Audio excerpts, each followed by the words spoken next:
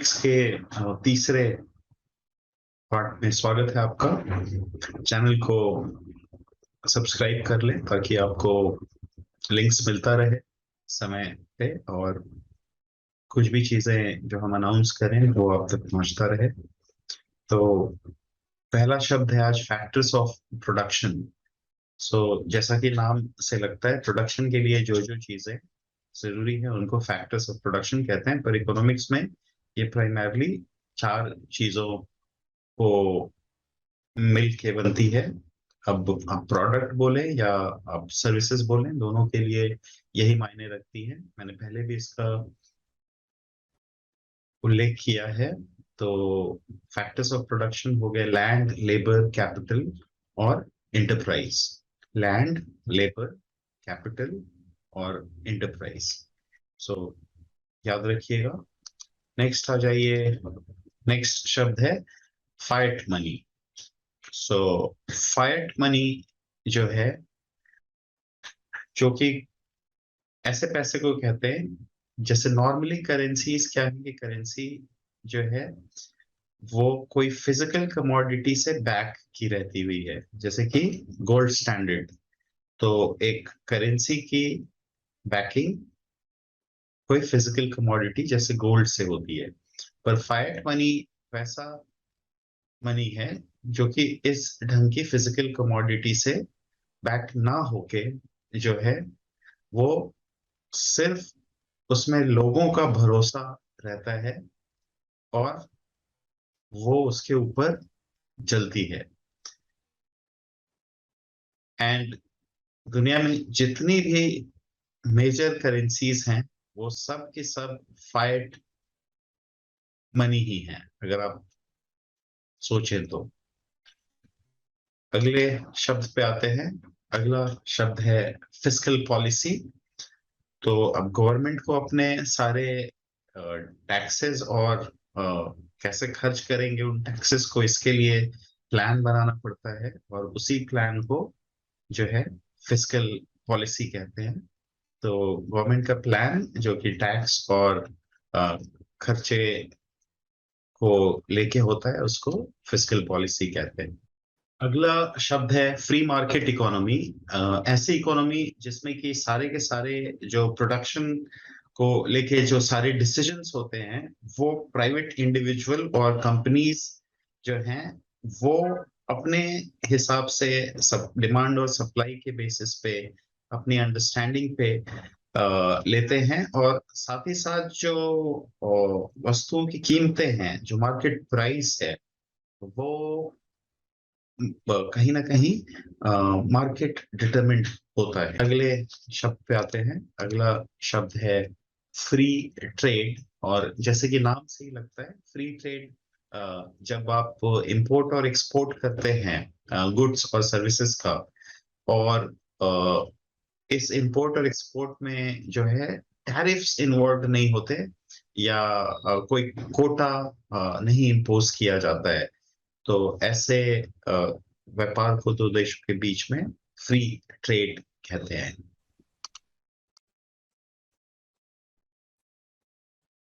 अगला शब्द है game theory. Game theory applied mathematics का वो ब्रांच है जो आपको सिचुएशंस को एनालाइज करने के टूल्स देता है। और इसमें कुछ पार्टीज होते हैं जिनको कि प्लेयर्स कहते हैं, और प्लेयर्स जो डिसीजंस लेते हैं वो कहीं ना कहीं इंटरडिपेंडेंट होने चाहिए। और ये इंटरडिपेंडेंस के कारण जो है सारे के सारे प्लेयर जो है वो दूसरे प्लेयर के सारे पॉसिबल डिसीजन और स्ट्रेटजी को जानते हैं, ताकि एक की स्ट्रेटजी अगर कॉन्फ्लिक्टिंग आ जाए दूसरे की स्ट्रेटजी से तो कहीं ना कहीं दोनों को नुकसान हो सकता है। तो इसमें जो है डिसीजन कैसे ऑप्टिमली आपके फेवर में रहे वो गेम थ्योरी में जो है एक्सप्लोर किया जाता है। एक वेल नोन एग्जांपल है, आप चाहे तो विकिपीडिया पे इसको पढ़ सकते हैं, बिजनेस डायलेमा करके। और ये बहुत ही इंटरेस्टिंग एग्जांपल है। गोल्ड स्टैंडर्ड जो है एक बड़ा इफेक्टिव तरीका कंसिडर किया जाता था इकोनॉमी को इंटैक्ट रखने के लिए।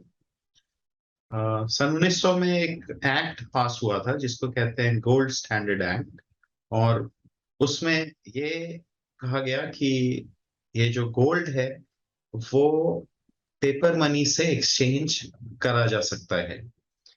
तो अब इस पे गवर्नमेंट ने जो है गोल्ड की वैल्यू सेट करी, और इसके साथ जो है पेपर करेंसी उसी एग्जैक्ट वैल्यू पे जो है वो लिया जा सकता था। तो ये इसलिए अडेप्ट किया गया कि जो है इकोनॉमी को कंट्रोल करना था, और मिसयूज जो रिसोर्सेस के हो सकते थे वो ना हो, क्योंकि जब भी सोना निकलेगा तो वो काफी ऑथेंटिक जगहों से निकलेगा और काफी चेक्स एंड करेक्शंस के बाद निकलेगा। तो इन शॉर्ट आप कह सकते हैं कि गोल्ड स्टैंडर्ड जो है एक मॉनेटरी सिस्टम है जिसमें कि करेंसी को आप बैक करते हो एक गोल्ड रिजर्व से, और थ्योरेटिकली आप उस करेंसी को एक्सचेंज कर सकते हो उतने ही इक्वल वैल्यू के सोने का डिमांड करके। अभी कोई भी देश जो है गोल्ड स्टैंडर्ड को यूज नहीं कर रहा है। अगले शब्द पे आते हैं। अगला शब्द है गुड। गुड या गुड्स। सो अगर कोई भी कंज्यूमर है और उसकी कोई डिजायर है या रिक्वायरमेंट है, और वो कोई ऐसी वस्तु जो उस डिजायर को सेटिस्फाई कर पाए, उसको गुड कहते हैं। और नॉर्मली आप प्रोडक्ट या रॉ मटेरियल को भी गुड कह सकते हैं। अगला शब्द है ग्रेट डिप्रेशन। ग्रेट डिप्रेशन एक बहुत बड़ी इकोनॉमिक रिसेशन आई थी पूरे वर्ल्ड में। ये 1929-30 में स्टार्ट हुई थी, और ये स्टार्ट हुई थी अमेरिका में वॉल स्ट्रीट के क्रैश से। और ये बहुत ही इंपॉर्टेंट पीरियड कंसिडर किया जाता है हिस्ट्री के रेस्पेक्ट में भी। तो ग्रेट डिप्रेशन पे मैं चाहूंगा कि आप विकिपीडिया पेज जरूर पढ़ें। अगला शब्द है gross domestic product. Gross domestic product या जीडीपी जो है किसी देश के कॉन्टेक्स्ट में यूज करते हैं। अगर देश होगा तो देश में गुड्स और सर्विस जो है एक पर्टिकुलर पीरियड पे प्रोड्यूस होगा, और ये जो इनकी प्रोडक्शन करने से जो वैल्यू क्रिएट होती है, उस वैल्यू क्रिएशन को जो है उस वैल्यू के मेजर को जो है जीडीपी कहते हैं।